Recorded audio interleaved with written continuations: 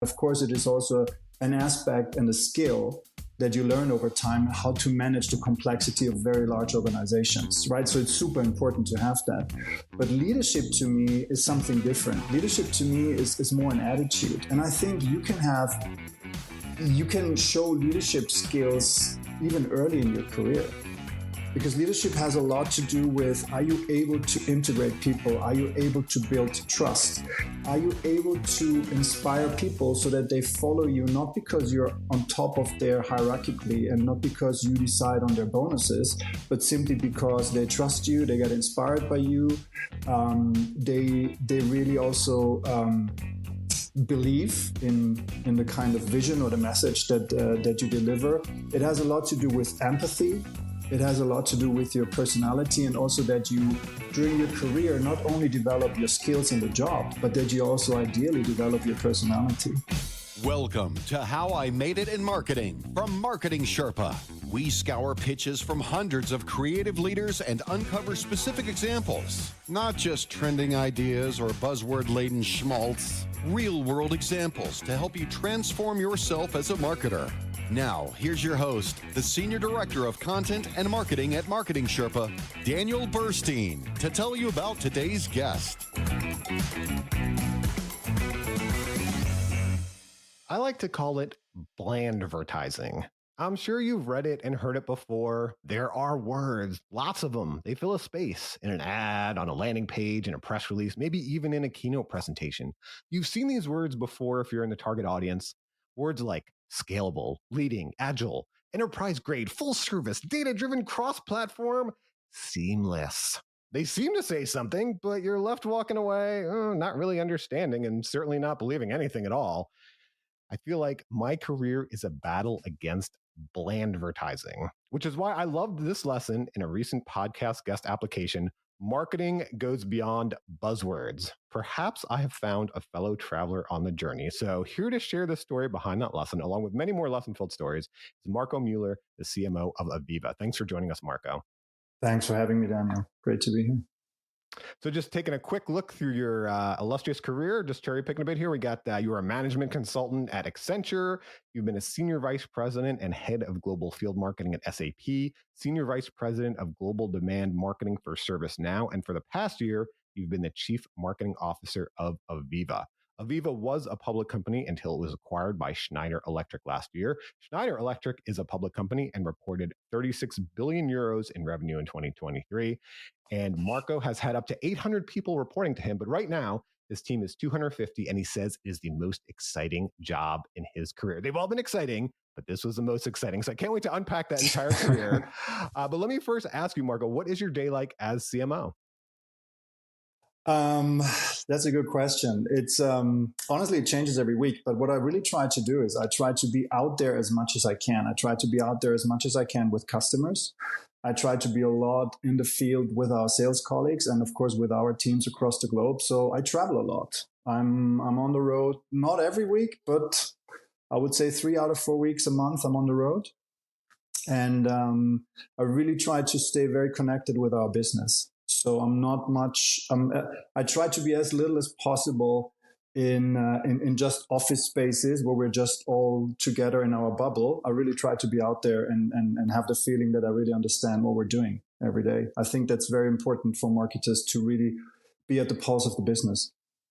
That's great. Before we dive into some of your specific things you made in stories, you mentioned something in the opening that I thought was really interesting. I want to ask you more about. So I've talked to marketers who, they've had private equity or VC investments. All right, like what's that for the marketer? What's that interaction? I've talked to marketers who work at public companies or recently had an IPO and okay, now they're dealing with analysts in the street and boards and all these things. And what's that interaction with?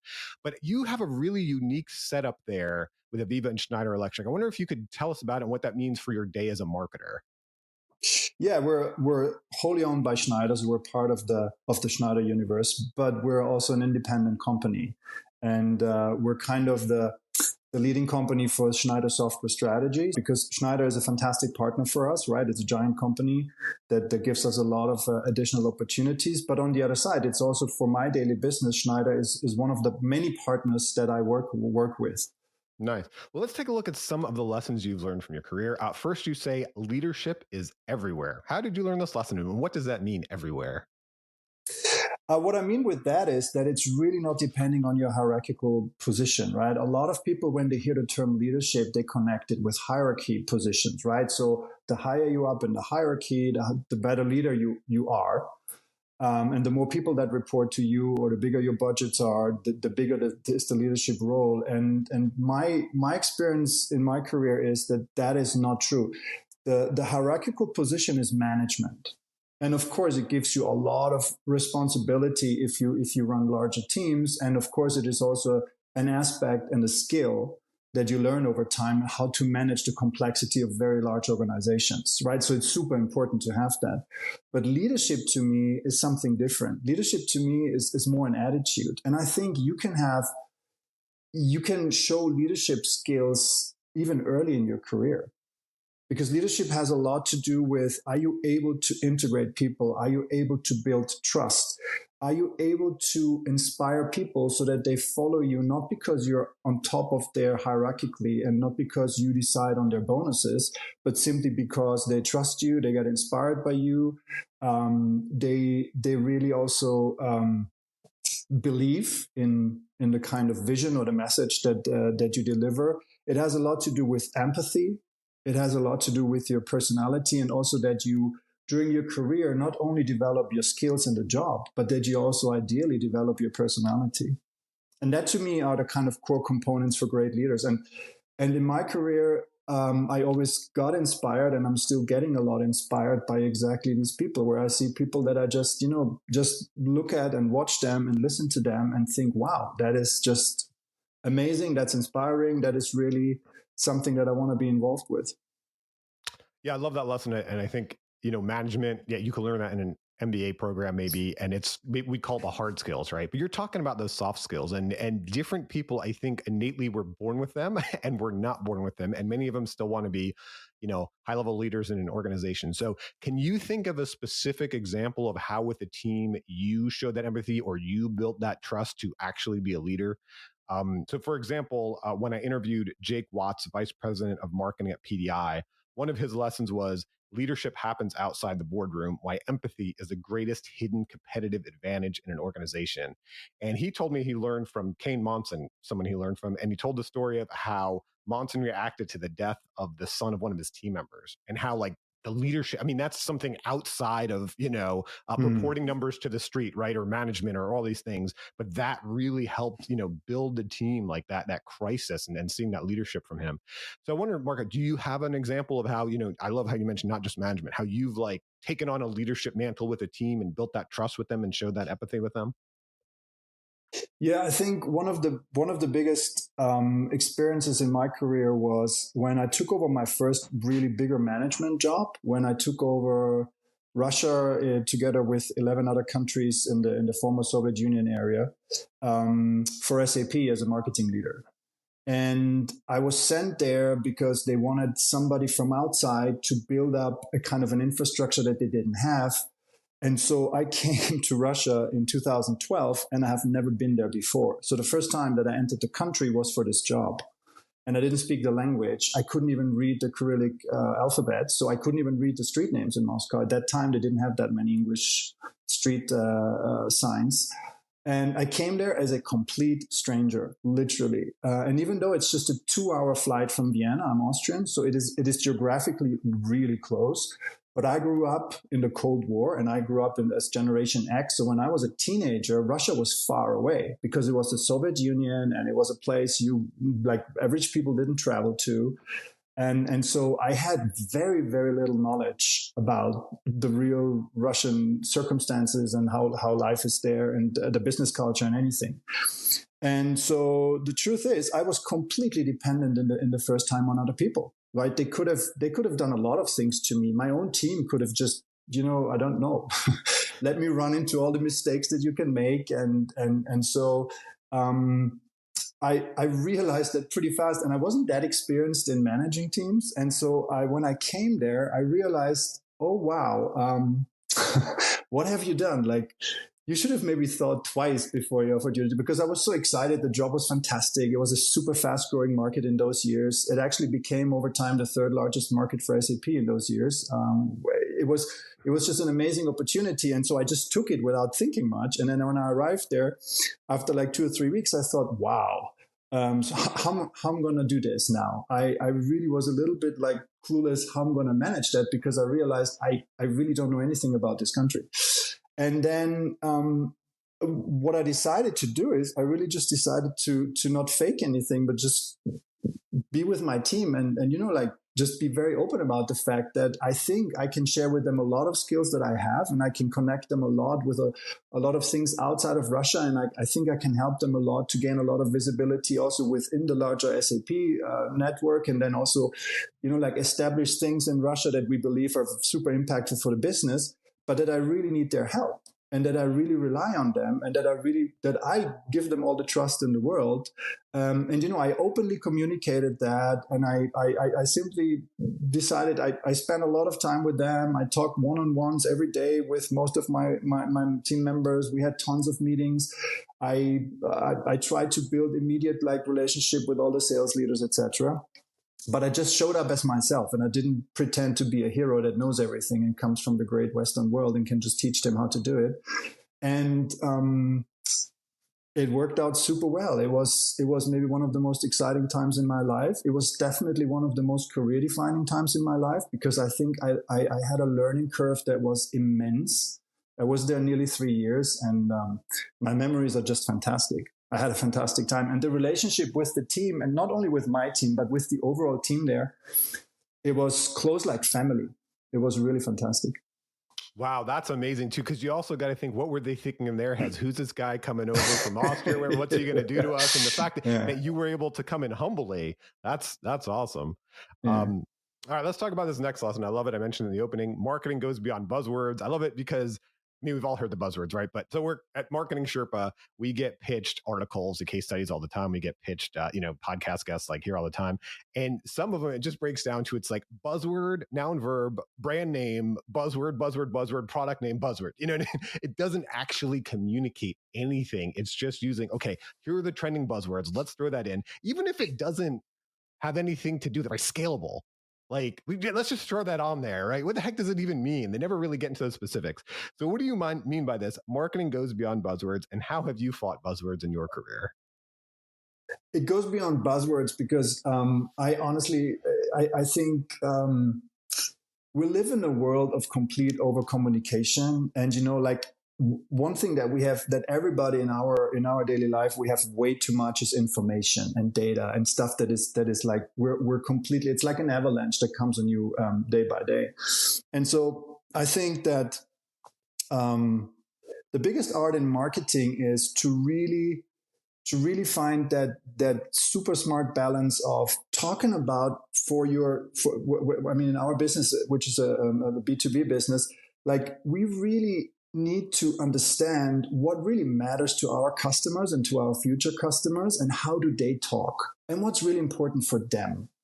And sometimes it is one of the big trends that they really want to talk about right now, but sometimes it's also things that maybe go deeper than that, or are maybe not so fancy in the global news at the moment, but are still super important to them, right? And so to me, it's like that's why I dedicate so much of my time really being out there, because I think we really need to understand what really drives our customers, because our job in software, our job is to make our customers more successful. It's not about us, it's about the customer. It's about their profitability targets, their sustainability targets, their growth targets. It's about, helping them being more successful and fixing issues they have. And so I think just throwing around buzzwords and jumping on trends is very tempting, because you can make wonderful campaigns out of fantastic buzzwords.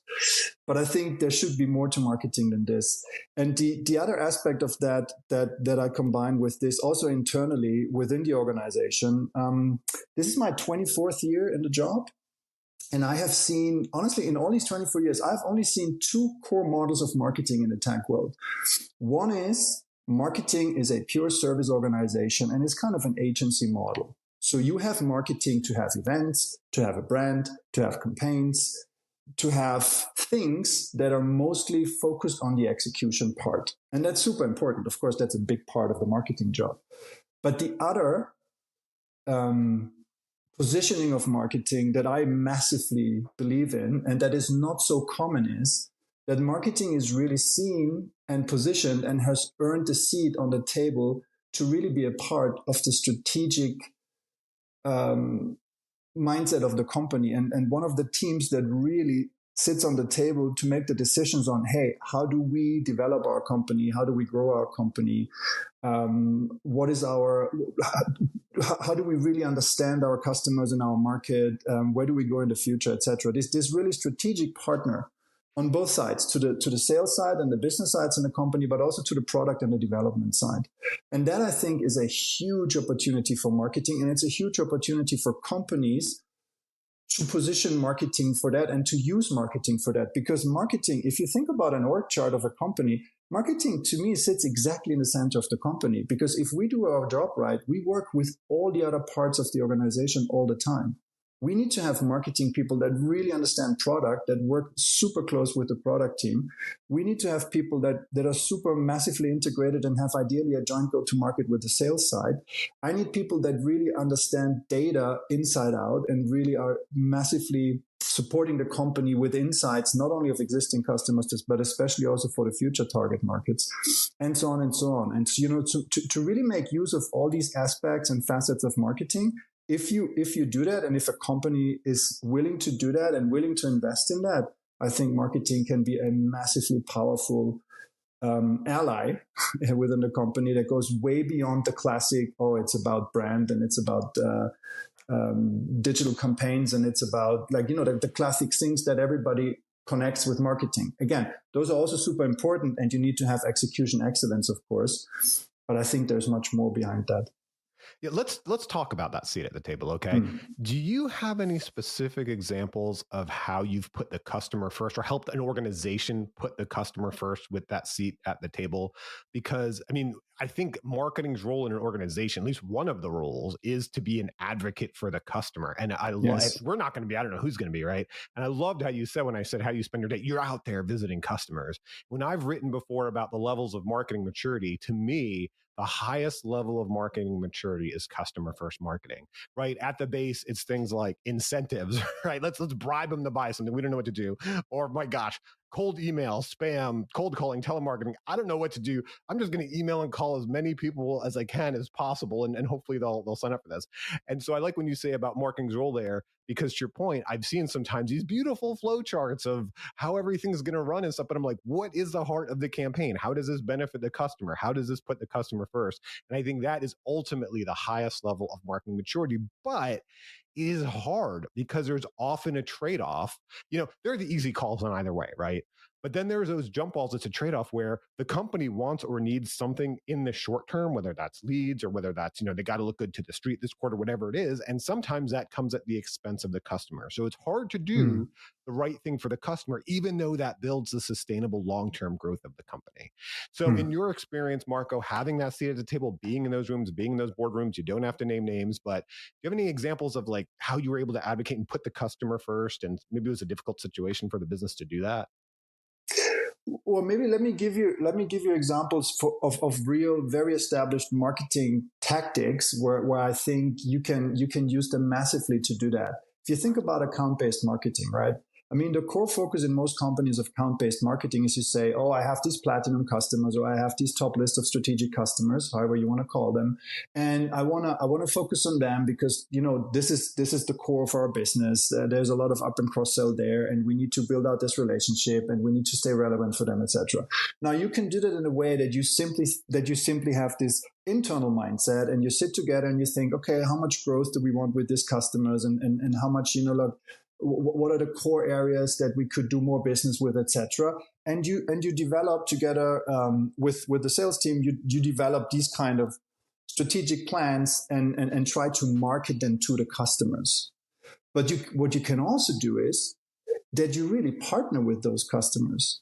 That you really go out there and for software, for example, if you have large customers, they have a huge interest that you integrate them in your own development, that you integrate them in like what is it that you really need in the future? What is it that really is impactful for you? What is it? For example, we have a super in center in our current strategy in AVEVA is for example our platform strategy. Like, you know, and a platform is an always expanding ecosystem, right? So what is it that customers really need in this expansion of this ecosystem that really helps them? So what we do with account-based marketing, and what I did also in my past jobs, is that we work with the customers. So these account-based teams, they work together with the customers, and that goes in all direction. That ends up in that we literally have then joint events with the customers on their campuses with their staff, and we work on projects together with their staff. And in the beginning of this projects, we accepted totally that we invest a lot of time and effort without doing immediate business on that, or without immediately having a pipeline target on that. But really, this is also like to build out this super strong relationship with the customer, because in the end, what you want to be ideally in the software business for a customer is you want to be a strategic partner of a customer. You want a customer to really see you as a friend is the wrong word, but as somebody that is really massively positively impactful for their business, and that they want to work with you, not that they have to work with you. I think that's a huge differentiator. That's one example. The other one example, which I also mentioned because it's very tangible. Most people, when they think about marketing, they see events and they see advertising. Those are usually the two aspects that more or less everybody sees from marketing, doesn't matter what they do in their daily life. And so from an event side, for example, we have event series where you go to this event, you see maybe one or two from our guys on stage or leading stuff, and the rest is customers. So what we love to do is, and you know, like it's the most interesting for other customers to hear existing customers talk about how they work with us, and do that really transparently. Also really talk about, listen, we love what they do here and there. In this area, we really need to adjust. We really need to, we're working on expanding that or perfectionizing that, etc.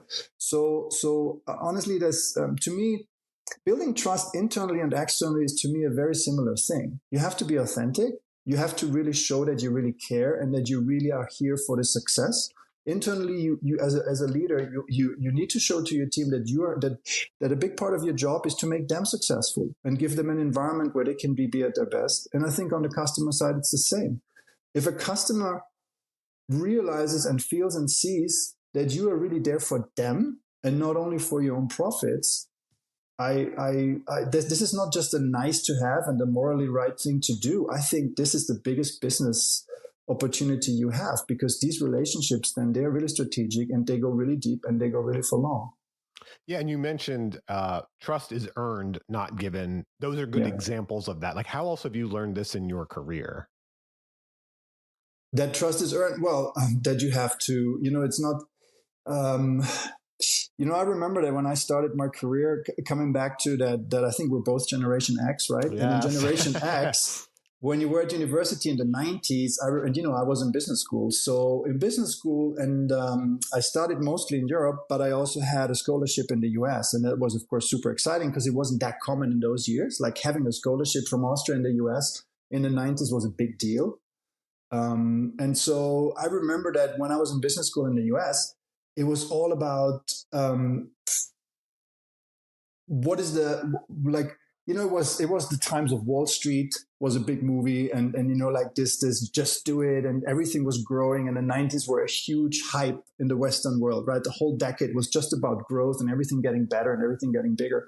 And so it was a lot about strategies of how to quadruple your profits and your revenue super fast, and what are the industries where you can earn the most money and stuff like that. And then when I started my job, I realized for me pretty fast that, like, of course you're in business to be successful. And of course, success in business is measured a lot with money and with profitability and with growth. But to me, there's also another currency in business and in life, and that's trust. And we spend so much of our time in the job that I think it would be a really sad life if I feel that I am a different person in my job. And I cannot grow. I can only grow personally outside my job, because inside my job, I have to be a different person, and I have to to just focus on money or the profitability. And so what I learned early enough is, or what I saw in the leaders that I found most inspiring is those people that showed you that you can also combine growing in the job with growing your personality. And one of the biggest things in life and in the job is that you understand how you really build relationships and trust. And one of the key things there is that is a long-term thing. You know, trust is built over a long term and it's lost super fast. So you should really always, if you have to make tough decisions, I really think that it's a smart thing in your life in general to sometimes don't go for the short win if it kills trust and if it ruins relationships. I like what you're saying, and is build long term, but so many marketing roles don't last that long now. So I wonder if you figured out, like, how do you balance that? You've got to come in a short amount of time and have trust both from your leadership and your team, with knowing that sometimes it's a year, 18 months, like not a long duration, maybe not for you, but for the people you're working with. Like, is there any tactics that you've picked up to short cycle it in some way?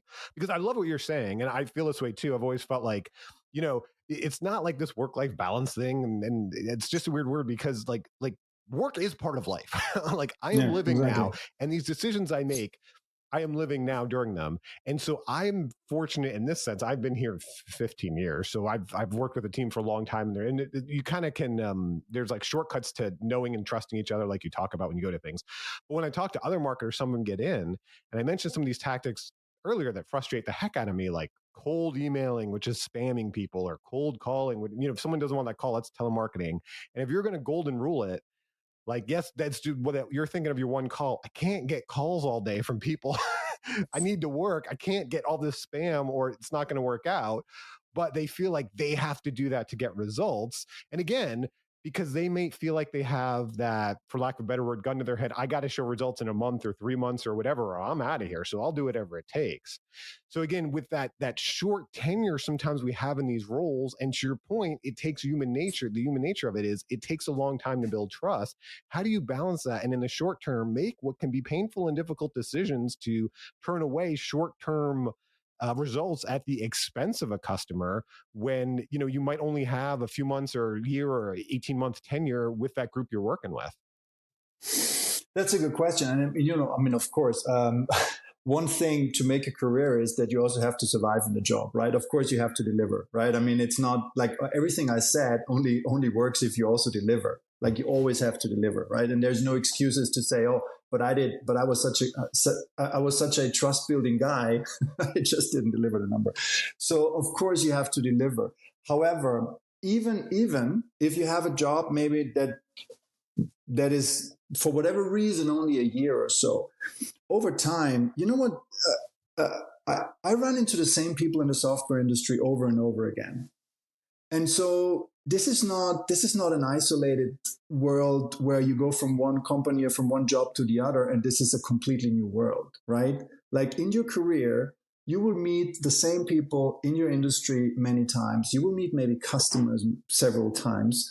So I think having that consistency, even if you sometimes change jobs on a shorter scale, is super important, because people will remember that and people will know that.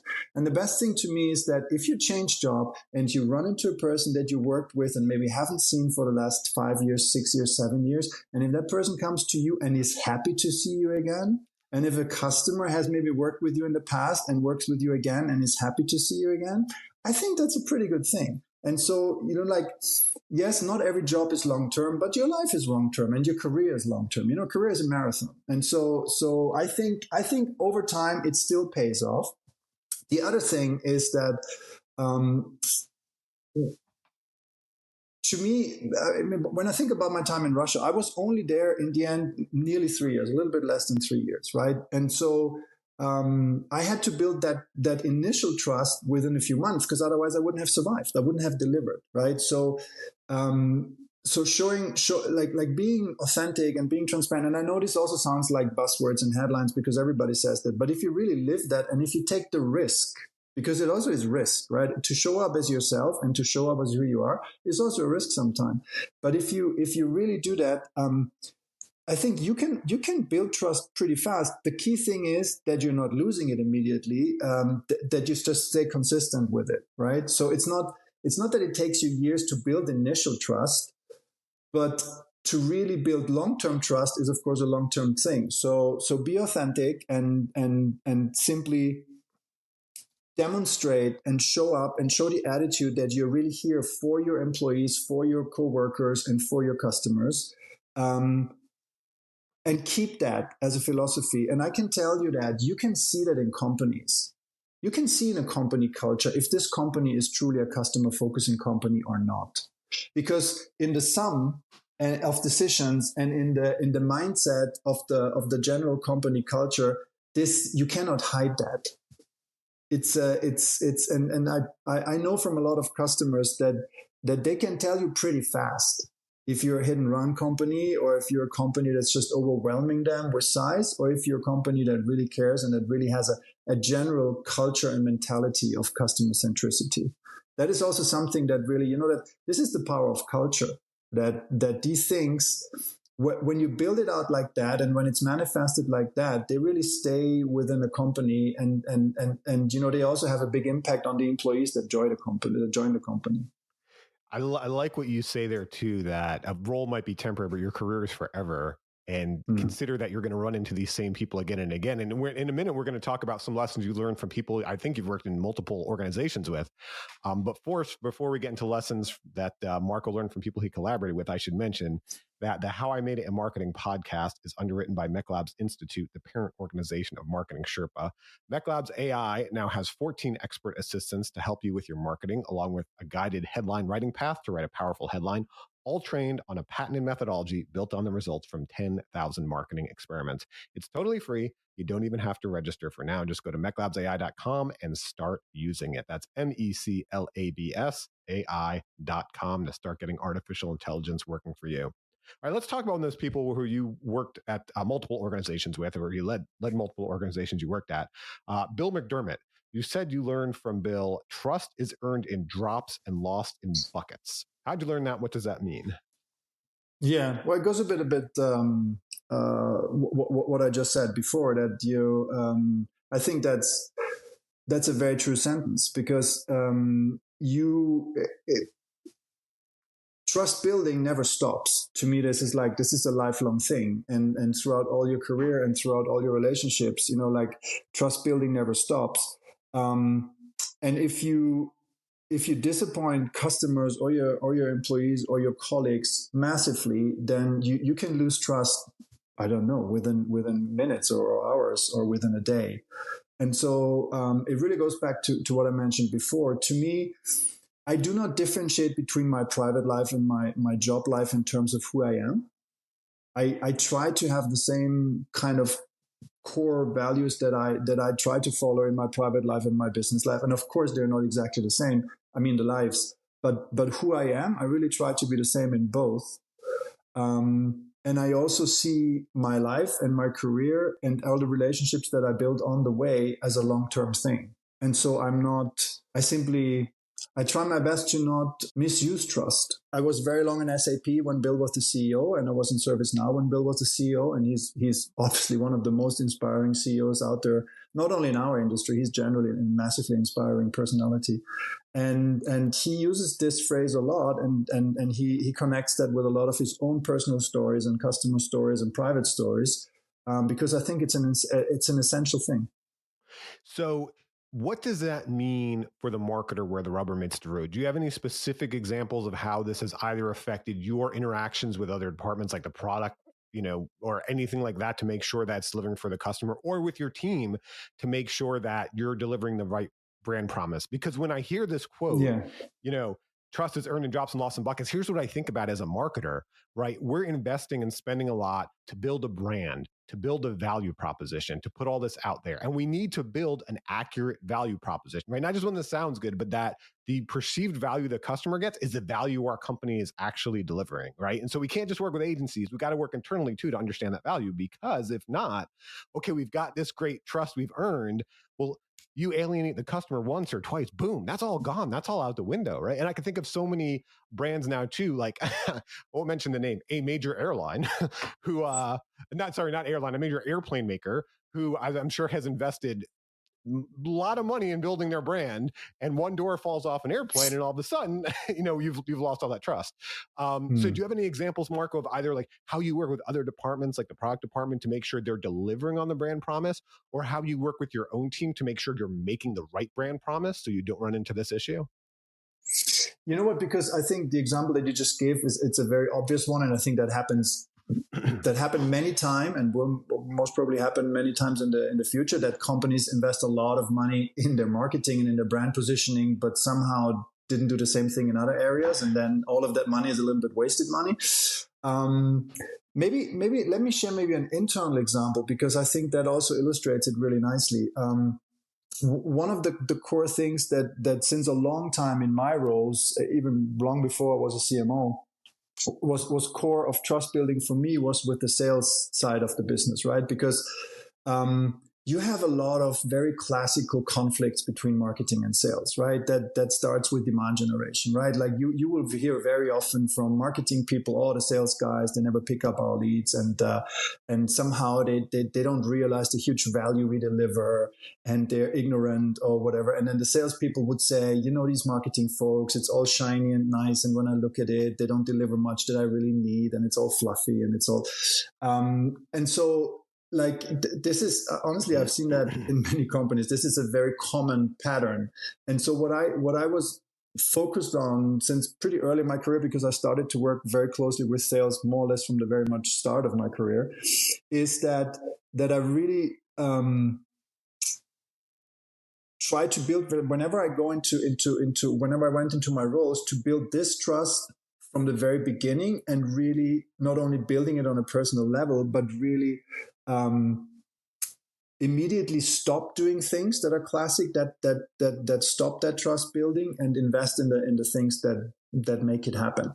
So, for example, one classic pattern in marketing is that you have your own lead KPIs, and you have your own dashboards, and you have your own view of the world, and that you love to report 200% target achievement, and everything's in green. And then the sales side misses the quarter, they don't get their bonus, and they come to a marketing meeting and they look at marketers who tell them in the same quarter, oh my God, we're all in green, isn't that great? Right? I mean, that sounds pretty logical that you shouldn't do that. But you know how many times I have seen that in my career, that's exactly what happens. And I mean, that one meeting alone ruins the whole relationship, because the sales guys will go out of this meeting and say, I will not spend a minute more with these clowns because they don't help me nothing, right? And so one thing that I very strongly believe in is that when you want to really have a joint go-to-market, and you really want to have a powerful partnership between marketing and sales, there's only one dashboard or one set of dashboards that everybody looks at. There's only one pipeline, and that's the company pipeline. There's only one definition metrics, or one way to define the success metrics that are joint, and we're all in for the same end goal. And so I'm really passionate about making sure that my teams are always really massively integrated on the sales side and on the field side with the sales organization, that we really do planning together, that we really do strategy together, etc. So this example that I just mentioned, right? Like if you have one meeting where marketing comes with their own world and their own KPIs and their own dashboards, and looks in the eyes of a sales guy who just missed his quarter and say, oh, I'm so sorry you're in red, but I'm in massive green. That's losing trust within 2 minutes. I think that's a great example too. If we don't have we live our lives and we go into work, we're not humans anymore, right? If someone asks you in your life, yes, I'm a team player. But then when you get into work and you feel the performance pressure, just like, oh, my numbers are working, I'm out for me, forget you, you know? Which brings up this next lesson. I loved how you worded this when we were talking about it. You said, you can make a big career and still stay human. And you learned this from Jonathan Becker. So what did you see Jonathan do that you learned this from him? Honestly, I saw this from him every time that I worked with him. But one example that I would love to share is that that was back when I was earlier in my career. Jonathan was the CMO of SAP, so he was the really big guy, and I was in this Russia role, which was my first bigger. So he was not my boss; he was my boss. And so we had this brilliant idea with the managing director for Russia. One of the jobs that I had was also within SAP, because the market wasn't that big as it was at the end of those 3 years. Also make the market more popular and give it more visibility within the SAP organization in general to simply attract more investment and you simply give us more power to do things. And so I didn't know Jonathan back then. And so he said, Marco, we should bring the CMO here to our event and we should show him the potential of this market because I'm sure he doesn't really know. And so I thought, okay. And so I just wrote to Jonathan and I said, Jonathan, you might not know me. I'm this new guy here in Moscow and I really need your help. Like, we have a huge potential here, but it's not really known. And if somebody like you shows up here, like the whole SAP world would immediately look at us and you would just help us accelerate everything we do by 100 if I could just invite you to our event. And I know it's not usually on your agenda, etc. And I wrote a really long email, way too long, of course. And he just wrote back, happy to come. Just send me the dates and happy to come. And then he came over, and the first day, everything went massively wrong because because he needed to be, like we had a massive agenda for him. Of course, we wanted him to meet with literally everybody in Moscow, but Moscow is a massively big city, and when there is certain things happen in Moscow, everything stops. And there was a day when there was some I don't even remember exactly what it was. It was not a big parade, but it was some political thing where they blocked all streets because Putin went from somewhere to somewhere and everything was closed. You couldn't. We had the driver with the limousine, and he heard that on the radio. He saw that everything was blocked, and he said, "Well, we cannot go anywhere." And I said, "Well, Jonathan needs to be there in 30 minutes. How can we make that happen?" And he said, "Can we get a helicopter?" And he said, "You cannot get a helicopter in Moscow. That's only for very specific people, and you can't get it, right?" And I stood there and I thought, no, my God, this is the first time he's here, first day, and we're not even able to bring him from A to B. And I looked at him and Jonathan said, Marco, just think about what could we do? Don't think about if it's fancy or not. Just what could we do? And I said, well, we could take the subway. But the subway in Moscow at this time, it's like a sauna. There's no aircon in there. It will be packed like hell. Everybody will kick you from all sides, and we have no security for that. And he said, let's do it. And so I went with Jonathan Becker with 2 suitcases because we just picked him up from another location in the Moscow subway at rush hour, where people, you just have to go with the flow. You cannot go left or right. You just have to go in these tunnels with the flow because it's so packed. And he stood in the middle of that. It was 40 degrees Celsius hot, I guess. And it was barely that we lost each other. And we stood there, just me, him, and his chief of staff, and one colleague of mine who spoke Russian. And we made it. And I literally thought, okay, after this experience, this was my last day in the job. I'm sure I'm fired. I'm sure my career is over. And then Jonathan actually posted that. And he said he had the best and most fun day of his job life. And he loves the creativity. And he loves the fact that he has a team that always finds a way out, and that that makes things happen even under the most adverse circumstances, etc. And he invited the whole team for dinner, and he celebrated that. He celebrated the fact that we somehow made things happen, even though they were, of course, way different than we would have planned for them. And I found that so massively inspiring. I mean, everything. The fact that guy went with us to the subway, the fact that he was sweating with us down there and even enjoyed it and found it a super authentic and local experience. And the fact that he celebrated us for that we, in the end, completely fucked up his agenda. That was just, well, it's hard to find words for that, because I cannot tell you how the whole team felt. They were like walking on clouds. They thought, wow, that's our boss. It's not this harsh man that comes in, and if not everything works by the minute, you're all out of here. And he told me afterwards that it's not, the fact that he really appreciated so much is that we didn't give up. We found a solution, and he said, listen, that's what it's all about in life. You will always run into circumstances that you could have never planned, where everything goes wrong. And the only strategy is don't give up. Like, keep trying. And if something in the end really goes wrong, then it is what it is. Wow, that is so cool. That was cool. A huge lesson. That is so cool. But, part of that too, it worked out, but like you reaching out to him. So one thing I think I've seen, like working in large organizations, is that struggle of knowing all these resources you possibly have available, but what can you really get access to, right? Exactly. And so for you, now we talk about your team's 250, you've had a team of up to 800. I assume it's geographically distributed. Is there anything you do to let your team know, or to humanize yourself to your team, to let them know how approachable you are? Because previously in my career, I've worked in sales enablement, right? And so I'd work with these, global sales leaders who had teams all over the world. And there was the conference, right? The, sales kickoff conference, where everyone from all over the world would come to Las Vegas or whatever, and we'd do it.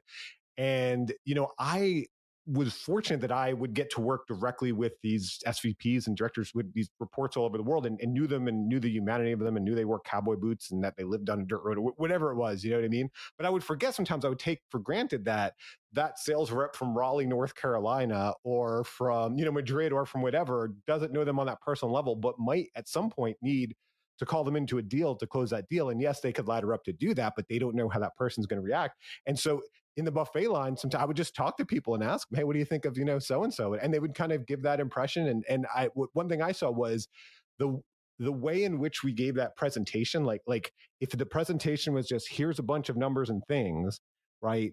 Which were important numbers. It was our quota for the year and all these things. And here's what we're selling and why we're selling it. That's good. Versus if there was some human element or some vulnerability we could put into that presentation to this group, like those little kind of indicators would change how someone who maybe got one, human visibility with that person, or two all year, would feel about them, and would then feel like when, they could call them into a deal. So that's a long-winded way of saying, you've got a big team. It's a distributed team. I'm talking to you. You're clearly very human. I would assume you're quite approachable, but how do you communicate that off all across the world to these people who may have very little interactions with you? Honestly, I truly follow this kind of role model that Jonathan was for me. I simply tried to be exactly like he was to me back then, because I know how inspiring that was for me, and not only for me, for the whole group around me. And so that's another reason why I'm so much traveling. I've really tried to be, and the team now with 250, that's a good size. I really, in the end, I meet all my guys over time. They all can spend time with me in person, and if not in person, at least I also try to be like online, very connected. I go to a lot of team meetings from my teams that report to me. So I just try to be approachable. And it's really what I also always discuss with my leadership team is that for me, a functional team it's not about being a nice guy all the time. It's not about being friends, right? Because like with some people, you simply have a lot of chemistry just by definition. With some, maybe not so much. But respect and trust, that is something you can have and you should have within your teams, ideally with everybody. And in my leadership teams, for example, one key thing for me that is really important for me is that is something that I simply want. I expect that we respect each other and that we trust each other, because otherwise work gets really hard. It gets really frustrating. It gets enormously energy consuming. I think when people have burnout, I think it's mostly because of those things. I think dysfunctional team and distrust and all these things really burn people out. And that's honestly not how I want to spend my life. And I also truly believe it's bad for business. And like, to me, the most fascinating things to me, at least as far as experience in my career, is all the things that I really found inspiring by these leaders like Jonathan, to me, in the mid to long term, they all are good for business. It's not only about, hey, do the right thing, and they're good for business. Because if you have an environment where people trust, they are more creative because they can take calculated risks. If you're in an environment of distrust, you just always go the safe way, because you don't want to be the one out there being called out, being fired, being whatever. And so you go the safe way. And that's a killer for creativity. And I mean, honestly, one of the reasons why a lot of people go into marketing is because they think it's a creative job. And I think, yes, and I think it should be a creative job. It's not only a creative job, but there's a lot of it is creativity. And I think there's nothing a big creativity killer than distrust and fear. And, like being in an environment where you constantly just watch left and right and, oh my God, what's going to happen tomorrow? What's going to happen in that meeting? I'm already having stomach ache just to go in that meeting. And besides that, I spend so much time of my life already in my job. If my job life isn't good, my life isn't good. Yeah, that's true. But that's a great point too. The vulnerability, like I've always talked about my ideas as my babies, and marketing. Yes, you got to have data and you got to have the right infrastructure, blah, blah, blah. But like you said, it's ideas. It's either good ideas or bad ideas. And I've always talked about my ideas as my babies. And there is that vulnerability. There's that vulnerability when you're first presenting that idea. So I love how you say that's part of it too. Understand, like if you've got this feeling in this relationship, then you can be vulnerable and share that idea. And maybe it's a bad idea, but it leads to a good idea at some point because you've got that relationship. So let me talk about one more lesson here. So we talked about a lesson from a global CEO. We talked about a lesson from a global CMO. Here's a lesson from someone else. Confidence is everything. Why don't you tell us who you learned this from and how you and the story behind it? Yeah, that's exactly the other end of the career ladder. So when I was running Latin America, I had my first trip to Peru, and in the office in Lima, I entered the office and there was a young gentleman standing by the door and saying, "So you're Marco, right?" And I said, "Yeah." And he said, "Listen, can I have 10 minutes? Because I know your day will be back to back and I will not have a chance to talk to you in private. So I'm the new intern and I would really love to talk to you. Do you have 10 minutes? And so I said, okay. So he took me to a room and he said, "Listen, Marco, I know you're a big guy and I know I'm just coming from university, but I'm here 3 months now. And I have to tell you, there's certain things that we could do better. Because I can already tell you, having no job experience, there's some things that I think are really blocking us from being successful here." And then he gave me examples. I mean, very respectfully. He didn't talk bad about other people, or so he just gave me process issues and things where he said, "Oh, if we would do this differently, then this would do." And I have to come back for being Generation X, because I always feel like, and maybe that was just in my part of the world, but Generation X, if I imagine that I would have been an intern and my boss came to the office, I would have just sit there silently, wait until somebody calls me up, wait until he approaches me or she approaches me and asks me something. So I found that super cool that guy had the confidence to just like strategically wait for me in the entrance, because he was right. Like as soon as I'm in that meeting room, he might not get the chance anymore to get me because I was there just for half a day, and have that confidence to just go there and say, "Listen, I just take my chance, and I really have something to say that I think really matters and has some impact." And, we actually took 2 of his proposals and implemented them, and they worked well. And again, he didn't do it in an arrogant way. He was not out of line. He was just confident. And he was also just a little bit fearless. And I thought to myself, you should have been a bit more like that when you came out of university. Right, in hindsight. So yeah, I'm Gen X too. Let me ask you, what advice would you give for people starting out their career about using their digital native skills to help early in their career? Because one thing, so I'm Gen X too, and I think one thing that I'm not sure about is I feel like Gen X, we felt like we had to pay our dues. I'm not sure it's felt that much, or like sometimes I've had some conversations with people early in their career, and I'm surprised their expectations on what their role or salary would be that early in their career. But the thing that I do think they have a leg up for that we didn't have. And I tell college students when I speak in colleges, when I started, I was doing like print ads in the Wall Street Journal. I was doing print. I was doing these types of things. And yes, there were computers and there was somewhat the internet, but these were like more business tools, right? And so I knew less than everyone else in that office about these things. I walked into that office, I knew more about all of this stuff. So I was at the bottom rung, of course.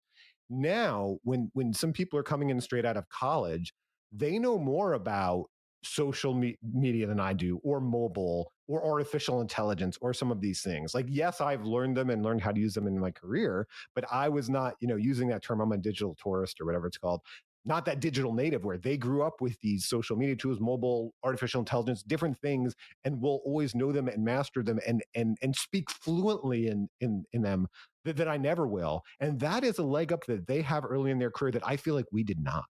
So I wonder if you have any advice for people starting out and how to use that digital native ability to kind of get a foothold or get going in an organization. I think it's a combination of the things that we just talked about. On the one hand side, I think they have all the reason to be really self-confident because they bring a lot of value and they bring a lot of skills that are massively needed and that are super that have a lot of value in the market. And like to me, it's one of the big jobs of us as leaders is that we have this really good mix of also early in career and more experienced people, because that's also an aspect of diversity that simply makes the teams much stronger. On the other side, one of the criticism that I hear a lot about the younger generations that are either short in the corporate world or that are currently joining is that they're asking for too much too fast, right? So they're 2 years in the company and they want to get a big promotion and things like that. So I mean, to me in life, everything's about balance. So I think, yes, you should be very self-confident, and yes, it's totally fine that you're very ambitious. But even early in your career, humbleness is also a good skill, right? And also like being also open to the fact that if you're early in career, there's a lot of things you can learn, and that you really also kind of watch out for. There's not only the job skills and the technical skills itself, right? There's a lot of developing your personality is something that if you want to do that, you cannot have the experience of somebody who is 20 years in the business when you're 1 year in the business, right? From many other aspects. And so I think they have all looking back at me when I started, I should have been more self-confident. Honestly, I think we were a little bit too like, oh my God, better not, and just let's wait a little bit and see. So I should have been a bit more confident. But on the other side, I also think that it's a good skill to always also watch out for what can I learn and how can I develop. And it's not, I also wanted always to be appreciated, and I wanted to get the income that I thought is what I deserve, and I wanted to be promoted. I mean, to me that's totally fine, and that's a good attitude to be ambitious. But I think you also should learn to be balanced with yourself, and also accept that maybe sometimes a promotion takes longer. Maybe sometimes you make a job change that is not immediately a bigger job title, but it gives you a lot of skills in another area. And even if you're the smartest social media guy out there, that's great, but that's one part of your career and one part of your life and one part of your personality, and there's a lot of other things to learn.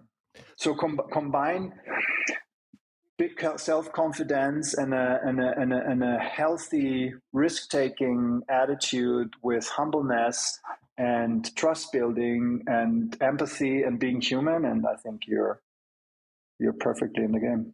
Well, you see, that's one part, and maybe you already answered this in what you just said. But if you had to break it down, you shared so many lessons, so many stories about all these different elements of a marketer came out. You had to break it down to what those key things are. What are the key qualities of an effective marketer? I think the one I would mention now is not only for marketers. I think there are general qualities for your career and for your life. But having this mixture of or you know what? Maybe let me mention some that are maybe very specific for marketers. The number one thing for me as marketer is really have an interest for the business and have a business acumen, and really do not just stick with, oh, I'm in marketing and I'm developing a brand and all I do is brand development. Because in the end, honestly, you cannot develop a really good brand if you don't understand the business you're in. And if you're not really understanding where the customers are and also where the road ahead in the future goes. So this business acumen to me is a huge skill. Empathy, obviously, is a huge skill. Humbleness is a huge skill in combination with big self-confidence. And then also for me in marketing, maybe another specific one for marketing, having this mix between creativity, but also data-driven, like also really understanding, even if you maybe are on the more creative side of the marketing job, teach yourself to understand core data and also take the time to understand core data from other departments. Like I really want my teams to fully understand our core financial data, because that's a big part of the company's success, and that's a big part how a lot of other teams in the company define their success. Understand pipeline logic or demand generation logic to a certain extent, right? If you're not exactly in the team, you don't need to be the biggest expert in it, but I think everybody in marketing should have an understanding about how we're building the business for the future and how we're supporting sales. Have a good understanding of the products that your company has, etc. So to me, and of course, like every marketer has a certain specific area that they maybe at this point working in. But for example, if your aim is to become a CMO, I think the broader skill set that you're building over time, the faster you will get there. Because in the end, when you're a CMO, then you have to have a certain level of skill in all of these areas, or at least a certain level of understanding. And then the other thing is that I also learned from a great leader in the past is which was a sales leader in SAP as well, and she said, "Do you know what my biggest job is? My biggest job is to make sure that I hire people that are smarter than me and that I'm comfortable with it, and I give them the environment that they can be at their best." So that means that as a CMO, for example, you cannot be the top expert in every area of marketing or the business. I think you should have a good understanding of all the areas over time, and you should really try to gain experience to a certain level in all the areas that matter. But then you should also have the self-confidence as a person to hire people that shine and that really in areas are 10 times more skilled and 10 times smarter than you, and you should be proud of it. And you should also be, another thing that I also learned from Jonathan, for example, is that he was always super proud when people that worked with him made a big career. That made him extremely proud. I will also mention another quality you didn't say is tenacity. And I want everyone to know I appreciate Marco's tenacity, because we've had 3 technical difficulties, but he kept pushing at it. We're here today. And I think you might have, the only reason you had that situation in the Moscow subway with Jonathan Becker earlier in your career was so you had the tenacity to get through the How I Made It in Marketing podcast. You in Madrid, Spain, me in Jacksonville, Florida, 3 technical difficulties, and you still made it happen. And you were smooth the entire time. No one listening would even know if I didn't say anything. So Marco, I appreciate you so much. Thank you for your time. Thank you for sharing your career with us today. Thanks so much, Dan. It was really a pleasure being with you. And thank you to everyone for listening. Thank you for joining us for How I Made It in Marketing with Daniel Burstein. Now that you've gotten inspiration for transforming yourself as a marketer, get some ideas for your next marketing campaign from Marketing Sherpa's extensive library of free case studies at marketingsherpa.com. That's marketingsherpa.com.